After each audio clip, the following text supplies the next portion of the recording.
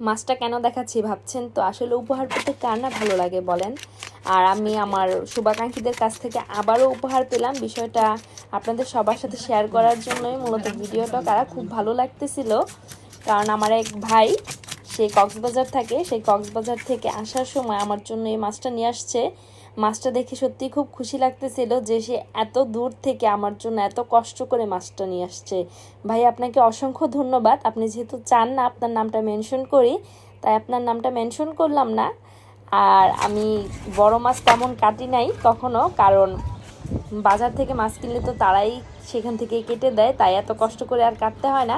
কিন্তু এই মাছটা কাটতে বেশ ভালোই লাগতেছিল, কারণ উপহারের জিনিস ছিল। আর খুব শখ করে মাছটা আজকে কাটতে বসলাম। ভাবি বলতেছিল যে দাও আমি কেটে দিই, পরে বললাম যে না ভাবি থাক আমি কাটি, তাই বসে বসে মাছটা কাটতেছিলাম। ভালো লাগতেছিল খুব। আর মাছ কাটাটা কেমন হয়েছে এটা কিন্তু বলবেন।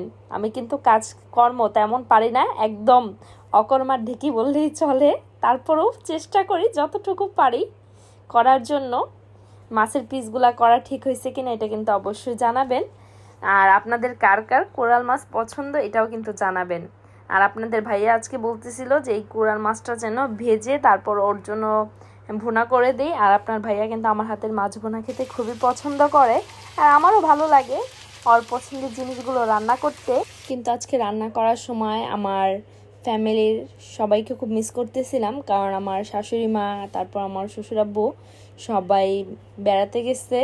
সবাইকে অনেক মিস করতেছিলাম, যে থাকলে হয়তো এই মাছটা সবাই একসাথে দুপুরে লাঞ্চে খাইতে পারতাম। যাই হোক, তারা যেন সুস্থভাবে ফিরে আসে এই দোয়াই করি। আপনারাও সবাই ভালো থাকবেন, সুস্থ থাকবেন, সবাই সবার জন্য দোয়া করবেন। আল্লাহ হাফেজ।